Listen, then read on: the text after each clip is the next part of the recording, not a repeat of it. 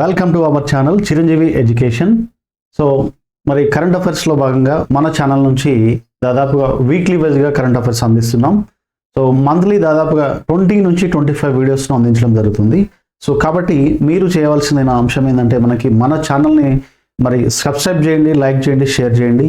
మీ encouragement అవసరం. So చాలామంది students మనకి ఇంకా సబ్స్క్రైబ్ అవ్వలేదు. రీసెంట్గా మనం స్టార్ట్ చేసినాం. చాలామందికి ఈ ఇన్ఫర్మేషన్ చాలామంది విద్యార్థులకు తెలియదు అనమాట. ఎవరైతే కాంపిటేటివ్ ఎగ్జామ్స్లో ఉన్నారో మీ ఫ్రెండ్ సర్కిల్ కానీ ఫ్యామిలీలో కానీ ఈ కాంపిటేటివ్ ఎగ్జామ్స్కి ప్రిపరేషన్ చేసే అభ్యర్థులు ఎవరైతే ఉంటారో వాళ్ళందరికీ కూడా మన వీడియోని షేర్ చేయండి, లైక్ చేయండి, మరి సబ్స్క్రైబ్ చేయండి. అంతేకాకుండా ఈ క్లాస్ అయిపోయినాక దాని కింద సంబంధించిన వీడియోలో దీనికి సంబంధించిన పీడిఎఫ్ ఫైల్ని మనం అప్లోడ్ చేస్తున్నాం. సో కాబట్టి మీరు ఎగ్జామినేషన్ వరకు కూడా మరి ఆ పీడిఎఫ్ ఫైల్ని జాగ్రత్తగా ఉంచుకొని రివిజన్ చేసుకున్నట్లయితే మీకు సో మీ ఎగ్జామినేషన్లో అద్భుతంగా కరెంట్ అఫైర్స్లో స్కోర్ చేయడానికి అవకాశం ఉంటుంది. ఆల్ ది సబ్జెక్ట్స్కి మనకి బ్యాక్ బోన్ ఏంటంటే కరెంట్ అఫైర్స్ అనమాట. సో ఈ కరెంట్ అఫైర్స్ అనేవి మనకి సబ్జెక్ట్ వైజ్గా మనం అడుగుతున్న విషయం మనం గుర్తుపెట్టుకోవాలి. లాస్ట్ జరిగిన ఎగ్జామ్స్లో మనకి గ్రూప్ 1 నుంచి group 2, group 3, group 4 all other competitive exams అనేటివి కూడా మనకి సబ్జెక్ట్ వైజ్గా కరెంట్ అఫైర్స్ని యాడ్ చేస్తున్నాడు. సబ్జెక్ట్లో స్టాటిక్ పాయింట్ని యాడ్ చేసి దానికి మళ్ళీ ఇప్పుడు ప్రజెంట్ ఉన్న అప్డేటెడ్ ఇన్ఫర్మేషన్ని యాడ్ చేస్తూ అడగడం జరుగుతుంది. సో సబ్జెక్ట్లో ఉన్న స్టాటిక్ పాయింట్ ఉందనుకోండి, ఆ స్టాటిక్ పాయింట్ అది ఎప్పటికీ చేంజ్ అవ్వదు. ఓకే, దానికి రీసెంట్గా బడ్జెట్లో కానీ లేకపోతే స్టేట్ గవర్నమెంట్ కానీ సెంట్రల్ గవర్నమెంట్ కానీ రీసెంట్గా తీసుకొచ్చిన పథకాలలో వాటి అలొకేషన్స్ కానీ లేకపోతే వాటికి ఎంతమంది వినియోగదారులు ఉన్నారు, ఎంతమంది ఆ పథకంలో లబ్ధి పొందిరు అనే అంశాలపైన మనకి క్వశ్చన్స్ పడుతున్నాయి. కాబట్టి సో మీరు కరెంట్ అఫైర్స్ని ఇవి ఒక సబ్జెక్ట్ లాగానే చదవాలి తప్ప మరి ఏముందులే మనం చూద్దాంలే లాస్ట్కి తిరిగేస్తే సరిపోద్ది అనుకుంటే ఏ ఒక్క కరెంట్ అఫైర్ కూడా గుర్తుండదు. సో గుర్తుపెట్టుకోండి, కరెంట్ అఫైర్స్ అనేవి మనకి జాబ్ డిసైడ్ ఫ్యాక్టర్ అనమాట. ఇక్కడ మనం స్టాటిక్ సబ్జెక్ట్ అనేది మనం రెగ్యులర్గా రివిజన్ చేస్తుంటాం. ఓకే, కానీ మోస్ట్ ఆఫ్ ది క్వశ్చన్స్ అనేవి మనకి కరెంట్ అఫైర్స్ స్టాటిక్ సబ్జెక్ట్కి లింకప్ చేసి క్వశ్చన్స్ పడుతున్నాయనే విషయాన్ని మీరు గుర్తుపెట్టుకోవాల్సిన అవసరం ఉంది.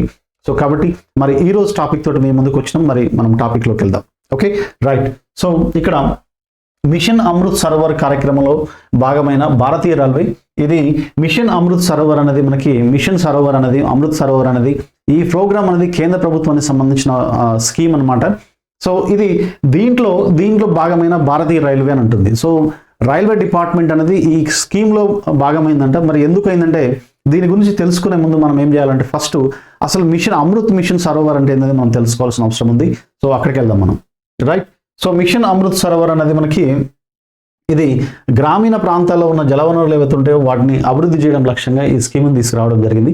సో మనకి ఇక్కడ చూసినట్టయితే ఈ స్లైడ్లో చూడండి, మనకి ఇక్కడ గమనించినట్లయితే అసలు ఈ మిషన్ అమృత్ సరోవర్ యొక్క ఉద్దేశం ఏదో చూసినట్టయితే ఇది ఏప్రిల్ 24, 2022లో ఈ స్కీమ్ను ప్రారంభించడం జరిగింది.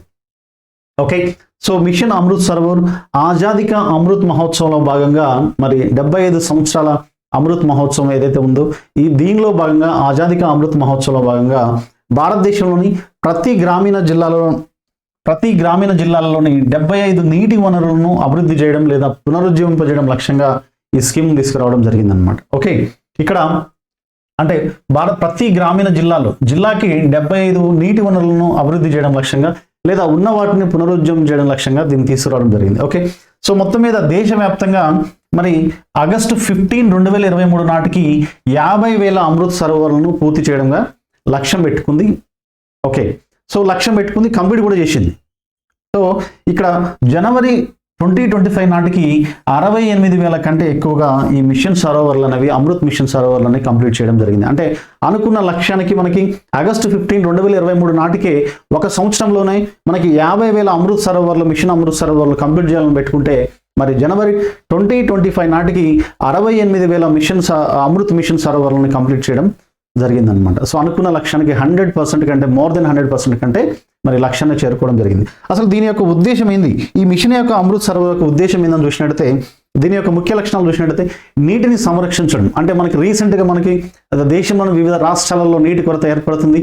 సో రానున్న సమ్మర్లో కూడా మరి మన ప్రాంతాలలో కూడా కొన్ని ఏరియాలలో కూడా నీటి కొరత అనేది ఏర్పడుతుంది. కాబట్టి దాన్ని దృష్టిలో పెట్టుకొని మరి నీటిని పునరుజ్జీవింపజేయాలి, నీటి పునరుద్ధరణ లక్ష్యంగా ఏ విధంగా సేవ్ చేయాలనే లక్ష్యంగా ఈ స్కీమ్ని తీసుకురావడం జరిగింది. మనకి రీసెంట్గా బెంగళూరులో తమిళనాడులో ఎక్కువగా నీటి కొరత ఏర్పడిందన్న సంగతి అందరూ తెలిసిన విషయమే.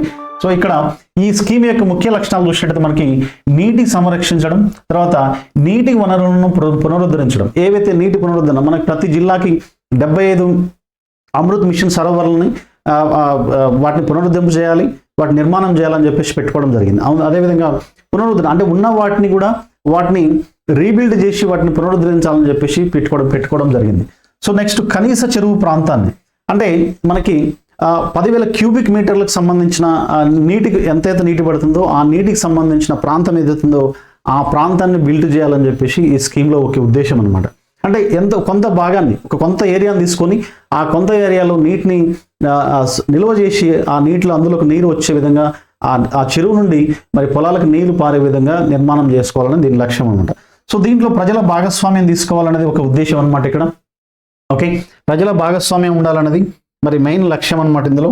తర్వాత టెక్నాలజీ ఇంటిగ్రేషన్ కూడా దీంట్లో బిల్డ్ చేయాలని, తర్వాత నోడల్ మంత్రిత్వ శాఖ, ఏ నోడల్ మంత్రిత్వ శాఖ దీన్ని నిర్వహిస్తుందంటే the rural development of India అనమాట. ఓకే, మనకి మినిస్ట్రీ ఆఫ్ రూరల్ డెవలప్మెంట్ ఏదైతే ఉందో ఈ మినిస్ట్రీ గ్రామీణ అభివృద్ధి శాఖ ఈ యొక్క అభివృద్ధి పనులను కొనసాగిస్తుంది. అంతేకాకుండా దీంతో పాటుగా ఇంకా అదర్ 8 మినిస్ట్రీస్ 8 మంత్రిత్వ శాఖల సహకారంతో మరి ఈ స్కీమ్ను తీసుకెళ్లడం జరుగుతుందనే విషయాన్ని మనం గుర్తుపెట్టుకోవాలి. ఓకే, అంతేకాకుండా మరి దీనికి ఈ మిషన్ అమృత్ సరోవర్కి సంబంధించిన ఫండ్స్ అలొకేషన్ ఏ విధంగా జరుగుతుందని చూసినట్టయితే మనకి మహాత్మా గాంధీ ఎన్ఆర్ఈజీసీ రూరల్ డెవలప్మెంట్ మహాత్మా గాంధీ ఉపాధి హామీ పథకం ఏదైతే ఉందో ఈ పథకం నుంచి తీసుకోవడం జరుగుతుంది.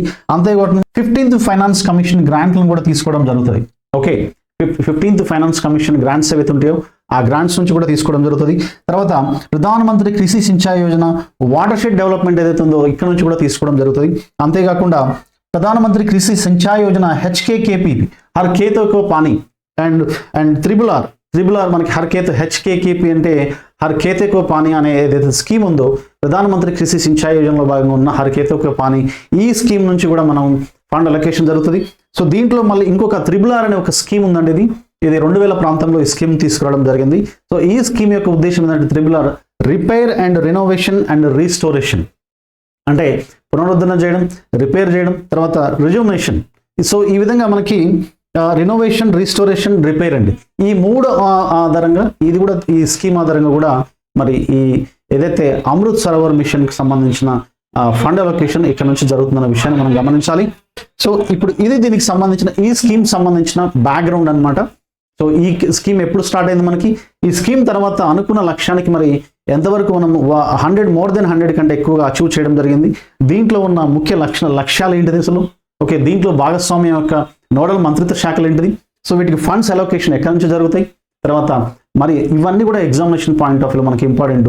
సో దీనికి ఈ స్కీమ్ని మళ్ళీ పొడిగించి మరి ఏం చేసిరు అనేది మనం ఇప్పుడు ప్రజెంట్ కరెంట్ అఫైర్లో భాగంగా దాన్ని యాడ్ చేసుకోవాల్సిన అవసరం ఉంది. So now we're coming to the next updated information ఏదైతే ఉందో అక్కడికి వెళ్దాం మనం. Okay right.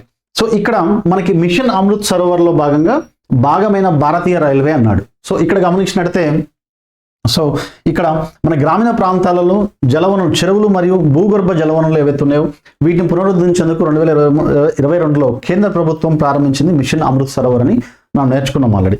సో ఈ కార్యక్రమంలో మనకి భారతీయ రైల్వే భాగమైంది. ఏ విధంగా భాగమైంది అంటే భారతీయ రైల్వే అనేది మనకి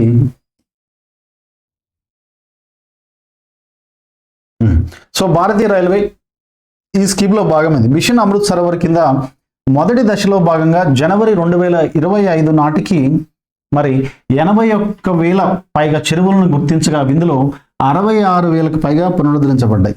గుర్తించినేమో జనవరి 2025 నాటికి 81,000 చెరువులను గుర్తిస్తే మరి 66,000కు పైగా మనకి ఈ వీటిని రిపేర్ చేయడం జరిగింది అనమాట. ఓకే, సో దీంట్లో ఇప్పుడు రెండవ దశలో ఇది మొదటి దశలో అయిపోయింది ఆల్రెడీ.